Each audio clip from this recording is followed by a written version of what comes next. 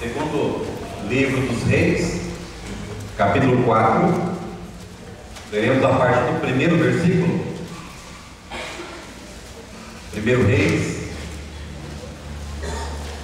capítulo 4.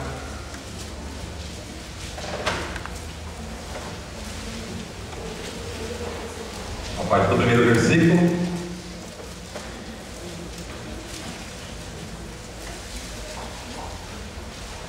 Lá de Gênesis, Êxodo, Levítico, Número, Deuteronômio, Josué, Juízes, Ruth, Samuel, Reis. Segundo Reis, capítulo 4. Se você estiver procurando o Novo Testamento, misericórdia, viu? Segundo Reis, capítulo 4. Vamos lá, irmãos, diz assim. Segundo livro dos Reis. Eu falei primeiro? Depois você mostra ele na gravação, viu? Olha. O Luiz está do meu lado, né, Luiz? Ah lá, o Luiz está. O Hélio também está do meu lado. Opa, tá vendo? Opa, está começando a ficar. Segundo livro dos Reis, capítulo 4, de 1 a 7. Está assim, a palavra do nosso Deus. Certa mulher, das mulheres dos discípulos dos profetas, clamou a Eliseu dizendo: meu marido, teu servo, morreu, e tu sabes que ele temia ao Senhor. É chegado o credor para levar os meus 2 filhos para lhes serem escravos. Eliseu lhe perguntou: que te hei de fazer? Dize-me, que é o que tens em casa? Ela respondeu: tua serva não tem nada em casa, senão a botija de azeite. Então disse ele: vai, pede emprestadas vasilhas a todos os teus vizinhos, vasilhas vazias, não poucas. Então entra e fecha a porta sobre ti e sobre teus filhos, e deita o teu azeite em todas aquelas vasilhas. Põe a parte a que estiver cheia. Partiu, pois, dele e fechou a porta sobre si e sobre seus filhos. Estes lhe chegavam as vasilhas e elas enchia. Cheias as vasilhas, disse ela a um dos filhos: chega-me aqui mais uma vasilha. Mas ele respondeu: não há mais vasilha nenhuma. E o azeite parou. Então foi ela e fez saber ao homem de Deus. Ele disse: vai, vende o azeite e paga a tua dívida, e tu e teus filhos vivei do resto. Vai e paga a tua dívida, e tu e teus filhos vivei do resto. Irmãos, uma época em que a maioria esmagadora dos milagres teima em ser realizado no interior das igrejas, mais uma vez a palavra de Deus contraria o comum dos nossos dias e narra a história bastante conhecida em que os mais famosos milagres do Antigo Testamento acontecem justamente no lugar em que a maioria de nós vive as maiores emoções de nossas vidas, a saber, em nossa própria casa. Eu não sei se vocês já pararam para poder observar isso, mas a grande maioria dos milagres ou dos supostos milagres que acontecem em nossos dias acontecem dentro das igrejas.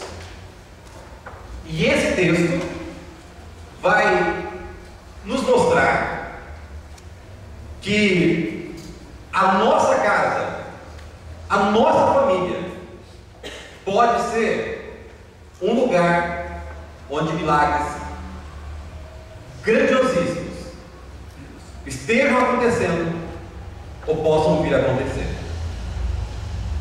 Por que tem que ser sempre dentro das igrejas os milagres? Sendo que Deus trabalha em todo e qualquer lugar. Eu sei que já disse isso aqui outras vezes, mas eu vou dizer mais uma vez: eu creio em milagres. Eu sou um milagre. Você é um milagre. Ou seja, milagre é aquilo que foge ao natural.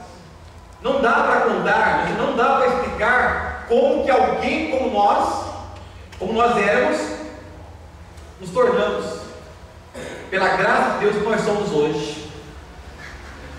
E Deus, pela graça dele, continua trabalhando a vida de todos nós que estamos aqui.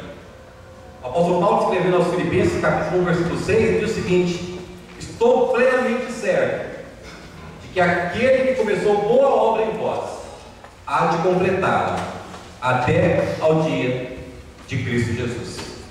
Meus irmãos, esse texto, esse capítulo especial, capítulo 4 do segundo livro dos Reis, registra 4 milagres realizados por Deus através do profeta Eliseu.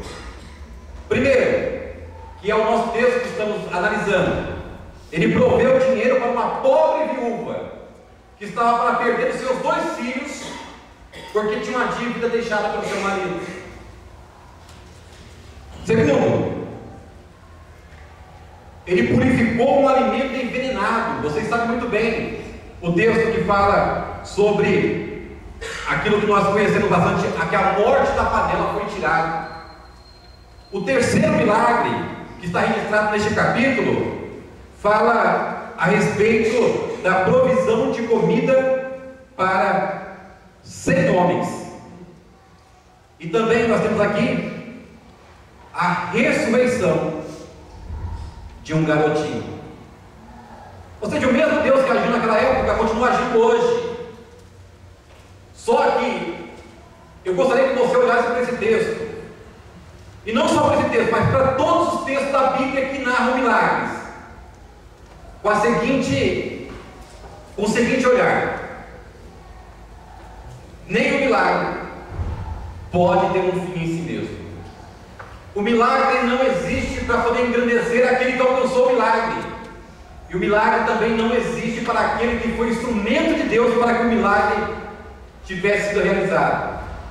Mas sempre que o milagre acontece na vida dos servos de Deus, é para que o nome do Senhor seja glorificado. Todas as vezes. Então, todas as vezes que você olhar para um Deus, ou que você for alvo de um milagre de Deus realizado na sua vida, você precisa glorificar o nome do Senhor.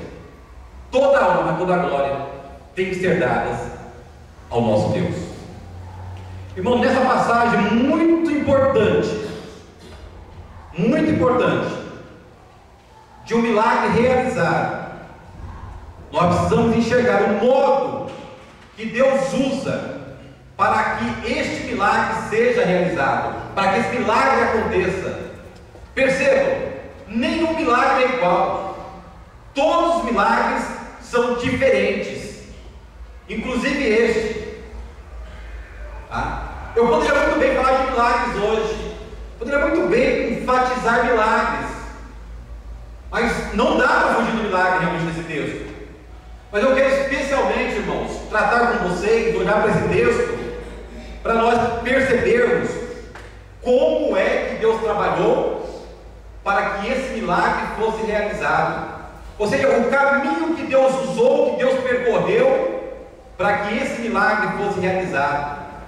Isso em teologia é chamado de doutrina bíblica da providência de Deus. Doutrina bíblica da providência de Deus. Então, quando você olha para tudo que acontece, você vai ver a providência de Deus, a mão de Deus presente naquilo ali. Quando você percebe que a Terezinha Chaves chegou a 72 anos de vida hoje, não dá para nós fazermos vistas grossas ao modo maravilhoso como Deus usou todas as coisas para que conduzisse a irmã Terezinha até este momento de culto de gratidão ao nosso Deus. A providência de Deus está em toda a Bíblia, de Gênesis a Apocalipse.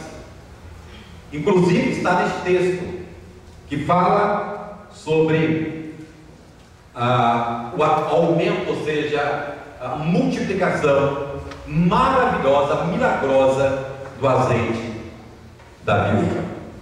Bom, rapidamente, eu quero ver com vocês três maneiras em que a providência de Deus trabalhou, 3 ou 5 maneiras em que a providência de Deus trabalhou neste episódio que nós acabamos de ler, e vamos ler mais uma vez. Em primeiro lugar, meus irmãos, a providência de Deus tem a sua própria circunstância. Entenda, a providência de Deus tem a sua própria circunstância. Ou seja, Deus olha a circunstância, Deus olha a situação, e Deus, de acordo com a vontade dele, trabalha naquela situação para o bem dos filhos dele e para a glória dele. Versículo 1, nós lemos assim: certa mulher,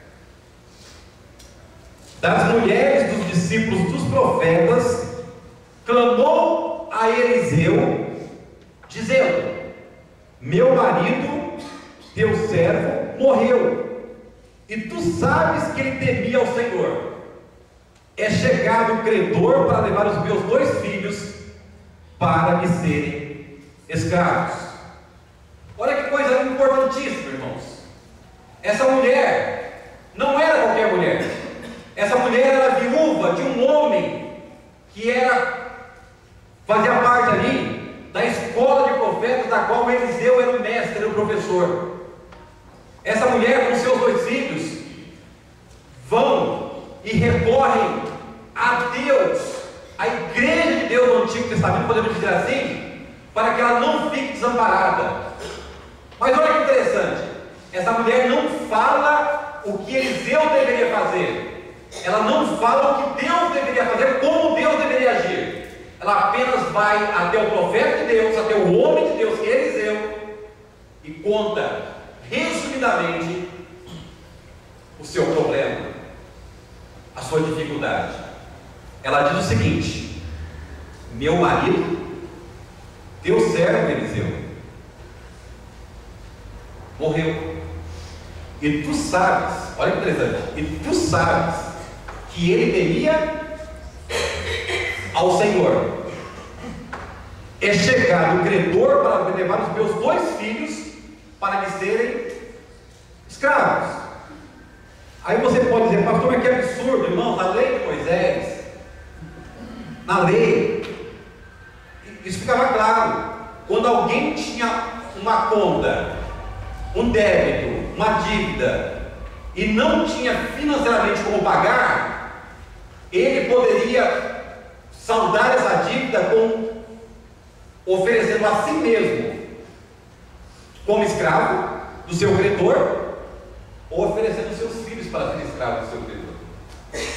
Ou seja, havia aqui aparentemente nenhum grande absurdo, mas na lei de Moisés também havia o seguinte termo: que o credor não deveria aproveitar do momento extremamente difícil das pessoas que não tinham condições de pagar a dívida.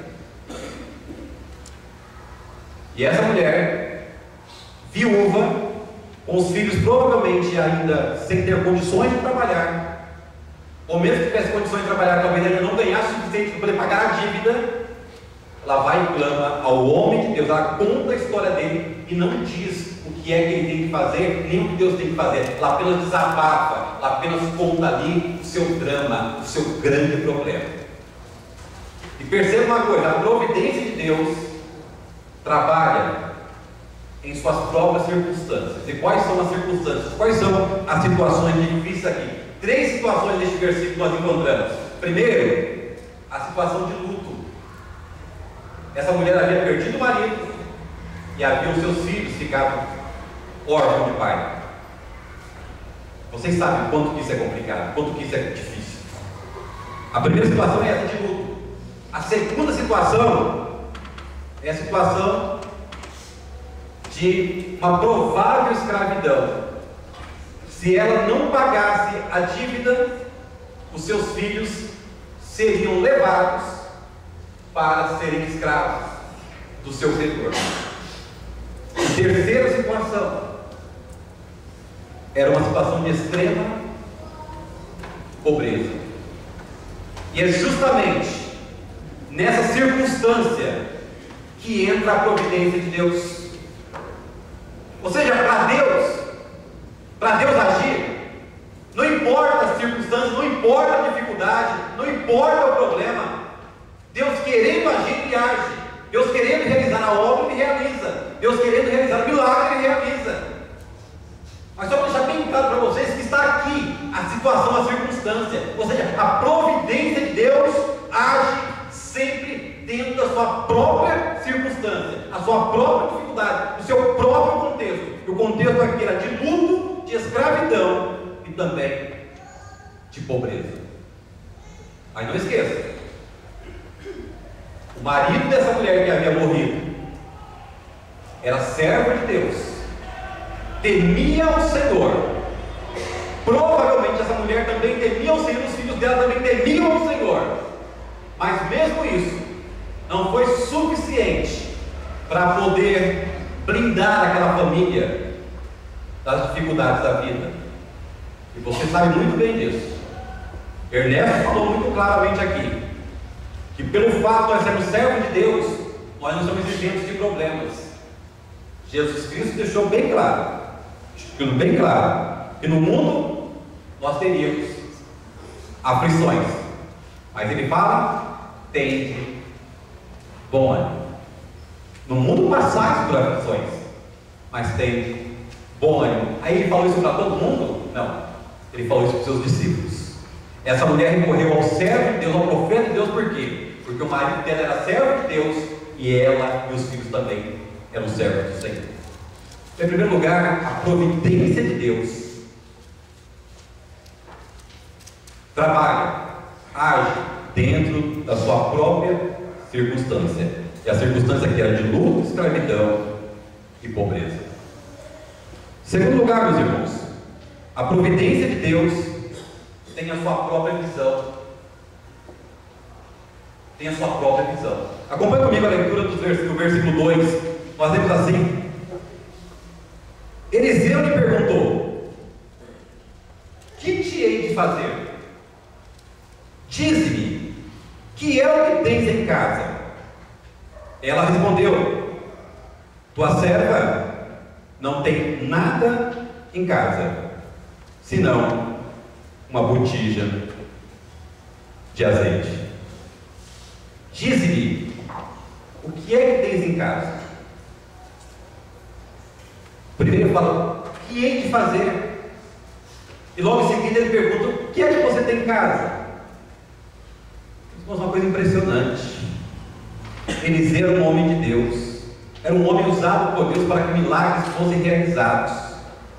Eliseu, ao invés de buscar a solução do problema de uma forma um milagre maior ou fora da situação, ele quer fazer com que a mulher e os filhos daquela mulher participem da bênção.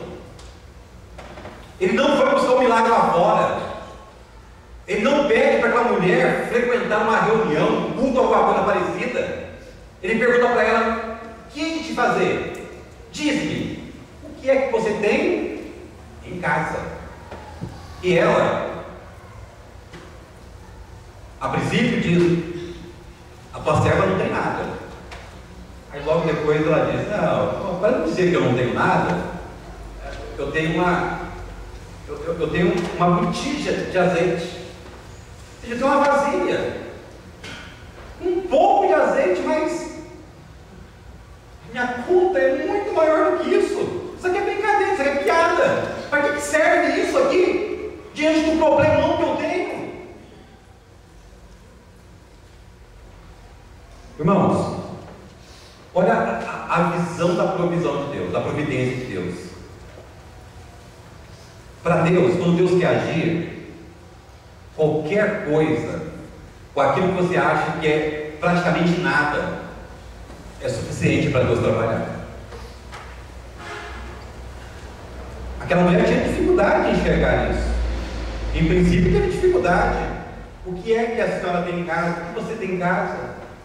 Ela disse: olha, eu não tenho nada. Aliás, eu tenho, mas eu tenho apenas uma botija de azeite. E azeite, meus irmãos, era algo muito comum naquela época. O azeite era o ganha-pão de muita gente naquela época. O azeite, provavelmente que o azeite de oliva, tinha duas funções principais. Ele poderia ser usado tanto para combustível da lâmpada, né? Tanto para combustível da lâmpada, como também, como mais tarde nós vamos ver, para abençoar a vida de outras pessoas de uma outra maneira, que vocês vão ver mais à frente. Mas era algo muito comum, o azeite, e provavelmente o azeite de oliva, algo muito comum mesmo naquela época. Só que a mulher diz o seguinte: olha, tua serva tem apenas uma botija de azeite. Mas é como se Eliseu dissesse o seguinte: isso aí é suficiente para Deus agir. Deus vai agir através dessa botija de azeite. Em primeiro lugar, meus irmãos, a providência de Deus tem a sua própria circunstância. Em segundo, a providência de Deus tem a sua própria visão, aquilo que nós não conseguimos enxergar nada. Deus enxerga naquilo que a gente não consegue ver vida. Deus enxerga a vida. Haja vista quando você vai lá para o livro de Ezequiel e você vai ler o texto lá que vão ver a visão do vale dos ossos secos. O que esperar dos ossos secos? Onde ninguém consegue ver vida, enxergar vida, enxergar solução, Deus consegue com a sua providência enxergar. Essa mulher não conseguia enxergar ali nada de bom, nada além de uma vasilha, uma botija de azeite. Mas o servo de Deus, o próprio Deus, através da sua providência, consegue enxergar ali, aquilo ali, e dizer o seguinte: olha, através dessa coisa que para você é tão simples, eu vou agir e vou abençoar a vida sua e a vida de toda a sua família. Terceiro lugar, a providência de Deus tem a sua própria metodologia. Deus não trabalha do jeito que a gente acha melhor. Deus não trabalha do modo que a gente sugere para Ele trabalhar. Deus não trabalha do modo que nós sonhamos e que nós pensamos. Mas Deus, através da sua providência, tem a sua própria metodologia. E quem estuda sabe o que é metodologia. Existem pessoas que sabem, que têm tanto conhecimento, mas na hora de transmitir, de comunicar o seu conhecimento, porque ela escolheu uma metodologia errada, ela tem dificuldade de comunicar. E aqui nós vemos que a providência de Deus trabalha através da sua própria metodologia. Acompanhe comigo, irmãos, a leitura dos versículos 3 a 5. Versículos 3 a 5. Diz assim a palavra do Senhor: então disse ele: vai, pede emprestadas vasilhas a todos os teus vizinhos, vasilhas vazias, não poucas. Então entra e fecha a porta sobre ti e sobre teus filhos, e deita o teu azeite em todas aquelas vasilhas. Põe a parte que estiver cheia. Partiu, pois, dele e fechou a porta sobre si e sobre seus filhos. Este lhe chegava as vasilhas e ela as enchia. Olha que interessante o que esse homem de Deus realiza. Aí a pergunta é: de onde que esse homem tirou essa metodologia? Não há uma outra resposta a não ser, irmão, ou seja, do próprio Deus. Do próprio Deus. Porque eu imagino que esse homem não estava acostumado a agir numa situação dessa. Isso aqui é inédito para Eliseu, para o servo de Deus.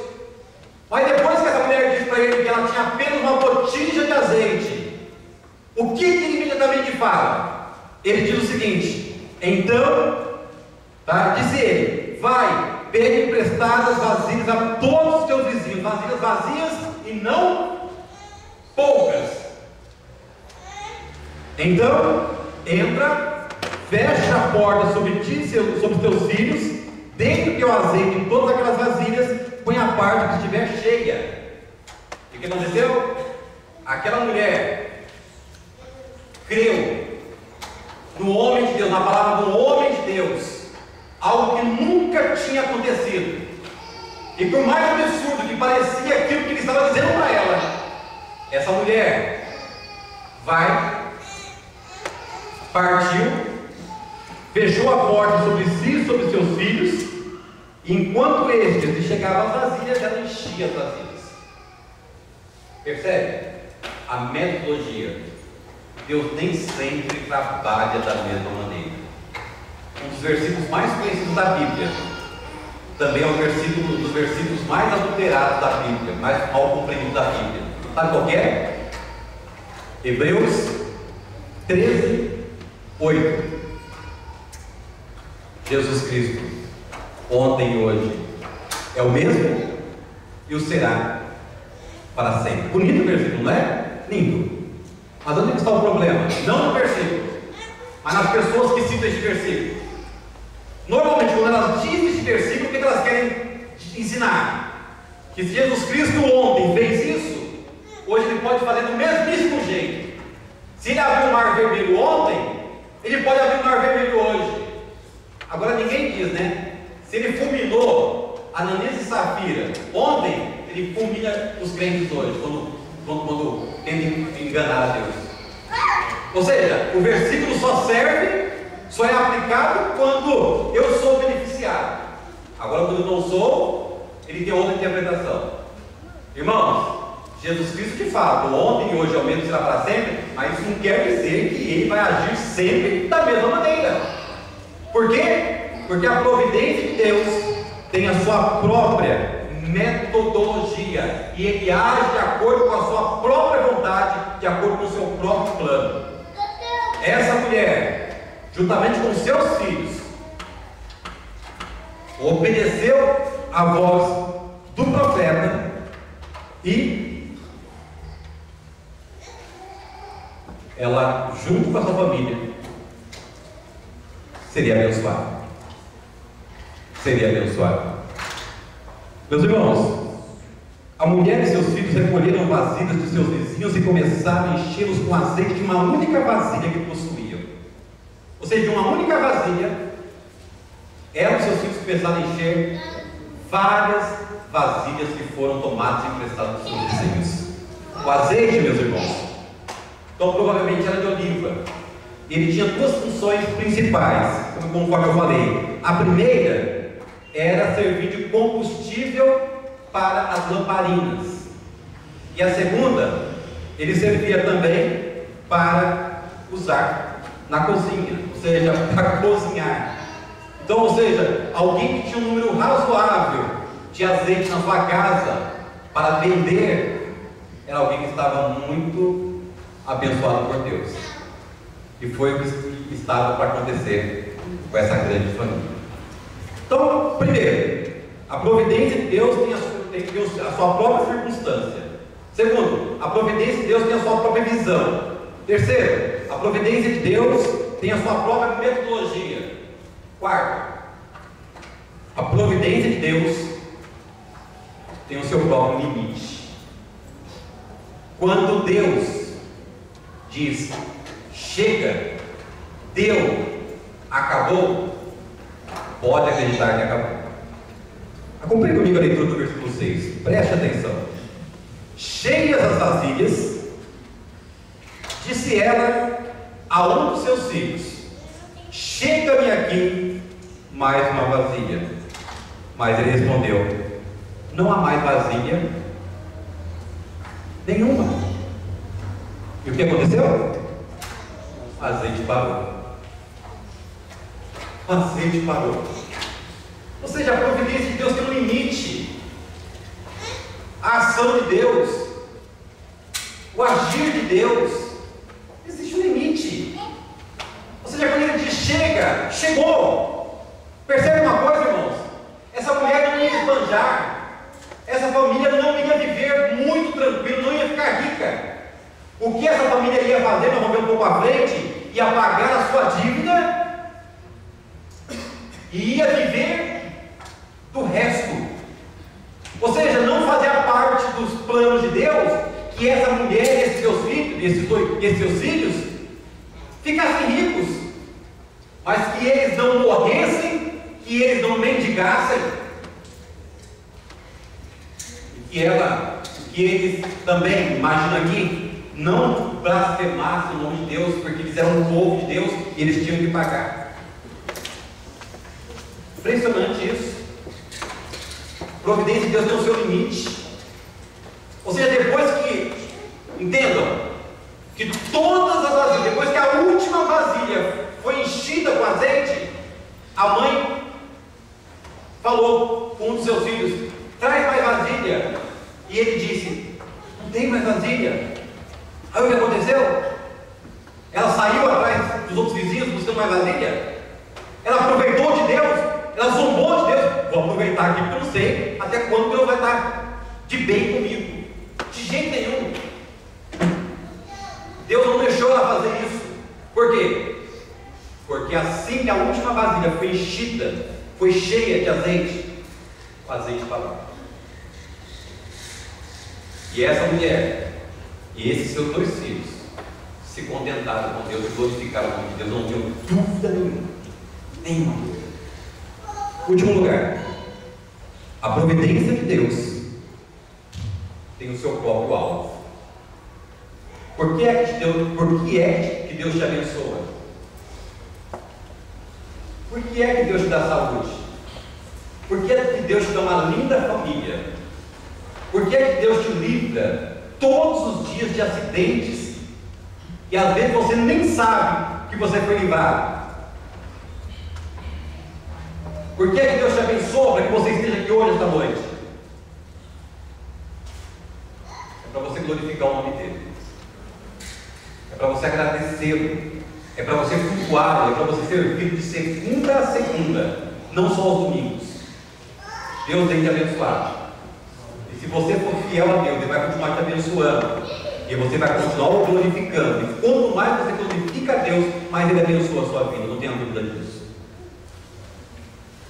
Conforme eu falei no comecinho, o milagre não existe por si mesmo. O milagre tem um motivo para existir. Deus, quando realiza o milagre na vida do povo dele, é para que ele seja glorificado. Não tenha dúvida disso. Então a providência de Deus tem o seu próprio alvo. O último versículo, versículo 7. Nós temos assim: então foi ela e fez saber ao homem de Deus. Ele disse: vai, vende o azeite e paga a tua dívida, e tu e teus filhos vivei do resto. Paga a tua dívida, e tu e teus filhos vivei do resto. Meus irmãos, eu espero que você tenha coração sensível para perceber o quanto Deus tem abençoado a sua vida. Eu espero que quando você passar por dificuldade, você recorra à pessoa certa, que você não vá passar dificuldade financeira e vá até a lotérica, ser tentado e sentir a tentação de fazer uma fezinha e dar o azar de ganhar.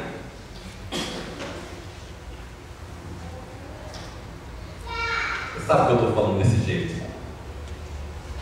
Eu não tenho nada contra, aliás, de vez em quando eu fico na fila de uma lotérica, principalmente longe de gente conhecida, para poder pagar uma conta. É muito raro, mas pode ter certeza. Da mesma maneira que quando você sabe nos supermercados, até você chegar no caixa, hoje o supermercado é de propósito, até você chegar no caixa, tem fila de propósito também, para que quanto mais demora você chegar no caixa, você olha para a direita, olha para a esquerda, tem os produtos lá que você nem estava pensando em comprar. Aí de repente você olha assim: não ia comprar não, já que está aqui. Ou seja, você tentava comprar uma coisa que você não precisava comprar, mas ela nem tem propósito. As filas têm um propósito. E também o fato de que a lotérica colocou lá à sua disposição para pagar várias contas, eles não ganham praticamente nada com isso, sabe, né? É que enquanto alguém vai pagar a conta, é tentado fazer um joguinho. Mas eu sei que você não vai fazer isso porque você confia na providência de Deus.